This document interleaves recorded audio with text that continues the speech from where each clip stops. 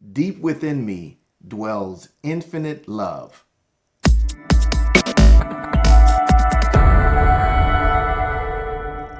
Hi, everyone. Antonio Thornton, February 22nd, day number 53 of 365 Science of Mind. And today's lesson is Deep within me dwells infinite love. And the quote that I felt was appropriate for today is, see no evil, hear no evil, speak no evil. And of course, that's from Anonymous. I don't think that was really said by anyone in particular, but we'll see what that means within the text for today's lesson. God is the giver of all things by means of love. The Spirit is always at peace. There is no argument in divine mind. The Spirit has never doubted itself, opposed itself, or disagreed with itself. This is the oneness that is God. Deep within me is that which never gets angry, troubled, or afraid. When I seem to be in conflict, I become still so that I may listen. All the love there is right here, right now with me. I now cease all self-opposition. I hear only the voice of love speaking to me. I hear nothing but the words of wisdom guiding and inspiring me. And when I listen, there is a response from something greater than myself. It is the mysterious energy of love, the active principle of unity. Everything loves and everything responds to love. It is a universal quality shared alike by all, the central flame of the universe. And, different things come up for me in different ways, of course. And that's why I'm doing this journey and hoping that you're getting some of the same points and different points that I might be pulling out of here. But what did resonate for me was the quote of see no evil, hear no evil, speak no evil. And I felt that was because, and when I say evil, not evil in the sense of, bad or wrong, those types of things, but just in the sense of doubt, fear, worry, self-opposition, self-deprivation, any of those types of things that take away from the joy that is inherently ours, the peace that is inherently ours, the love that is inherently us. I'm considering that quote unquote evil. Okay. So not speaking of those things, not speaking of fear, not hearing fear, not participating in it. This sentence here says, I now cease all self-opposition. I now cease all self-opposition. Anything that goes against one's self, you can stop doing at any given time. You feel like you're suffering, stop suffering. You feel like you're depressed, stop being depressed. Now again, hear me out here, and hopefully no one takes a little sound bite of what I just said and say, oh, Antonio thinks you can just overcome depression by choosing. I do feel that you can't overcome depression by choosing.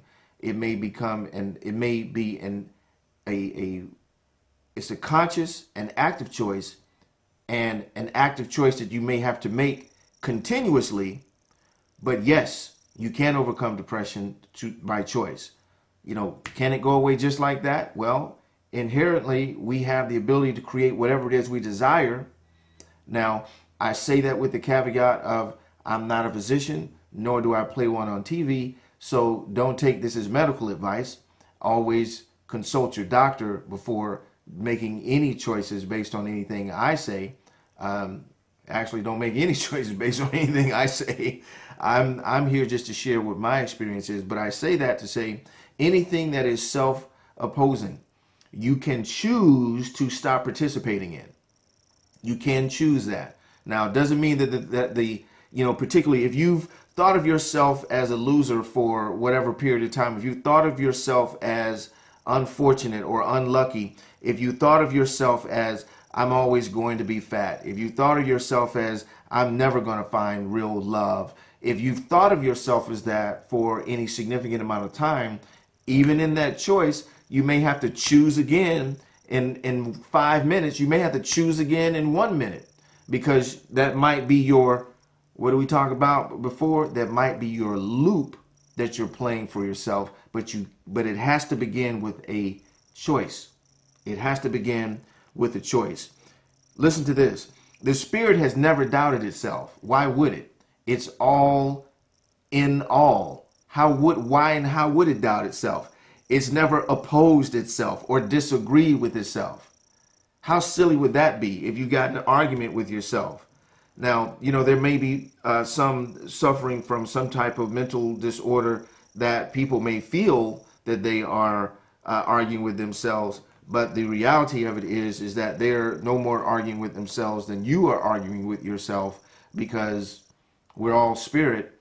And at the end of the day, like I've said time and time again, you cannot do anything to anyone that you don't also do to yourself. So can you really argue with yourself? Maybe you could. You could yell back and forth at yourself. How productive that would be, I don't know. Just like it wouldn't be productive to argue with anyone else. Find the peace in everything you do. Hear no evil, speak no evil, see no evil.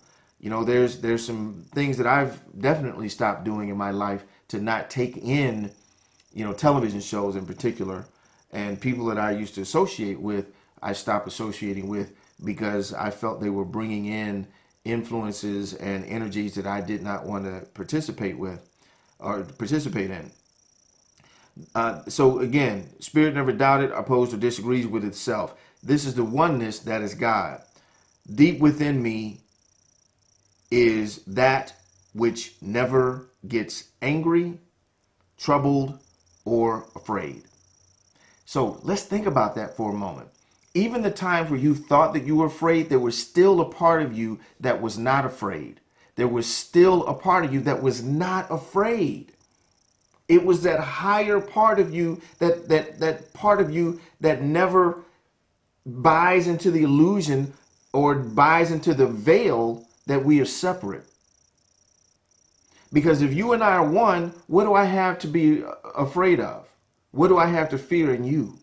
Absolutely nothing. All love, all the love there is right here, right now.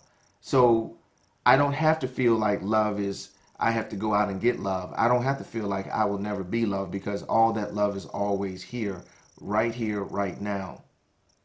And that's all we should choose to participate in. I hear only the voice of love speaking to me. I was having a conversation just last night about the idea of someone disrespecting you, someone saying things, and how you respond to that. And my response was that my initial filter is that of love. That's my initial filter. Now, now it is. Before I had a very different filter, but my filter now is that of love. Someone says something to me, the first thing I'm asking myself, is this love? Not from the perspective of is it or is it not, but from the perspective of causing me to look for the love in the statement. Someone told me something about myself recently, about how my personality, I can come across sometimes as a little cold, I've been told, and distant, I've been told. And matter of fact, a good friend of mine and we didn't have a falling out. It wasn't a falling out. We just had a going of two different directions. And my response was, okay, all right, cool, no problem. And they took it as, man, this guy just cut people off, just bam, gone, just cut them off. And it wasn't that, it was that I had to ask myself, what was I hearing from this person?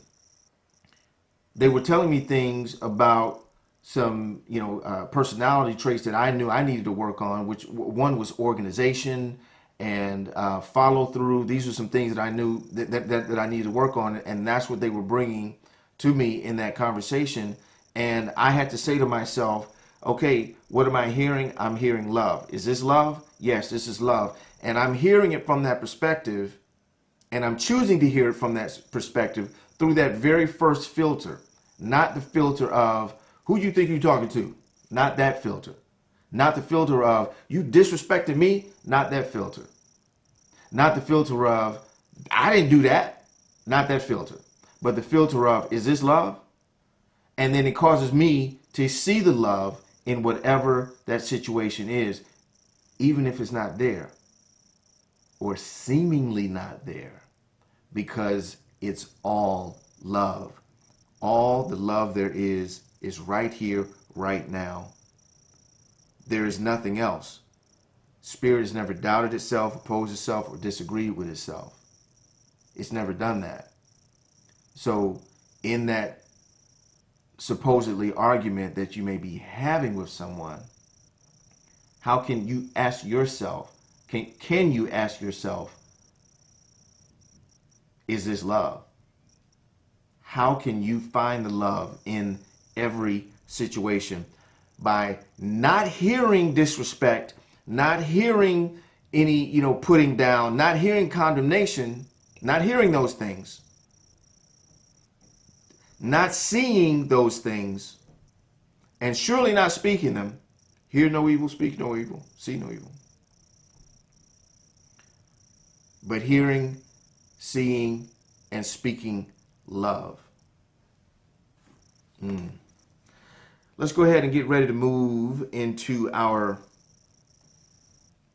meditation and affirmation.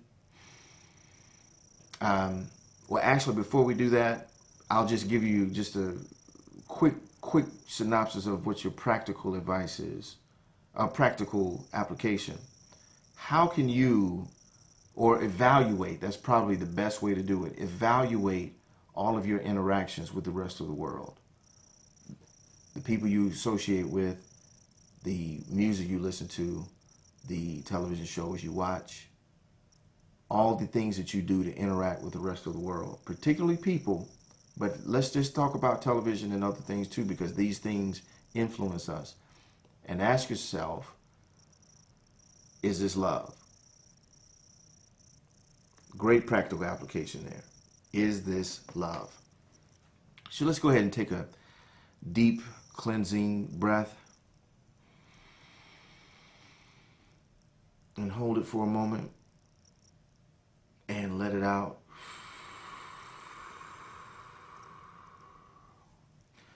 And I'll read this affirmation in first person for myself, and I invite you to hear what is there for you and to take on what moves you from this meditation. Desiring to be loved, I allow myself to love greatly, to feel warmly inclined towards all people, and to be helpful on their behalf. I give as I wish to receive. As I love and cooperate with other people, so do they love me and give me their cooperation. My loving thoughts attract caring friends to me. And I'm going to add this last piece to the affirmation. I see no evil, I hear no evil, and I speak no evil. And so it is. As always, a great lesson, number 53. And I'm going to go ahead and wrap up this episode. As always, I appreciate your likes, shares, and comments. And I would look forward to seeing you tomorrow for another installment, an episode of 365 Science of Mind. Take care.